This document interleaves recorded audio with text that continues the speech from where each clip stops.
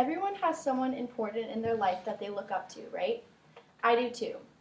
The person that I look up to most in my life is my Uncle Brian.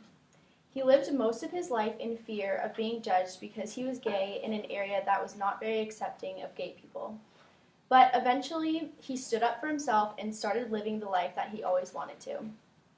And therefore, in this speech, I would like to discuss with you what he went through and how he overcame it. Brian grew up as a homosexual in one of the most conservative places in the United States, Wyoming. As he grew up, Brian knew that he was different, but he wasn't exactly sure how he was different until boys in his class started calling him names related to his sexuality. And these names started to make him realize that he wasn't interested in girls the same way that his friends were. Growing up in Wyoming, Brian knew that he would never be fully accepted for who he really was. He constantly had to be on the lookout for people who might want to hurt him because of his sexuality. And then in 1998, Matthew Shepard was murdered because he was gay in Laramie, Wyoming, the city where Brian was supposed to attend college that fall. And it was then that Brian started to question whether or not he could live much longer in a place that had so much hatred for people that were like him.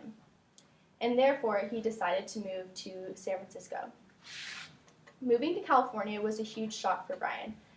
When he arrived, he was completely caught off guard by how completely acceptable it was for men to dress as drag queens or walk around the cities of San Francisco with holding hands with the same gender and not get beat up for it.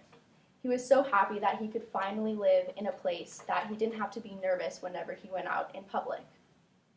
And Brian really believes that if he had not left Wyoming, he would have lived a very unhappy life and may have even committed suicide because of how unaccepting his society was.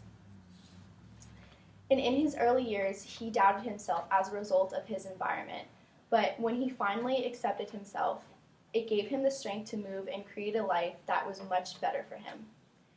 And what is truly amazing about Brian's story is that he was able to find happiness with himself and his life that he never thought was possible when he was a young man, and this is why he is so important and inspirational to me.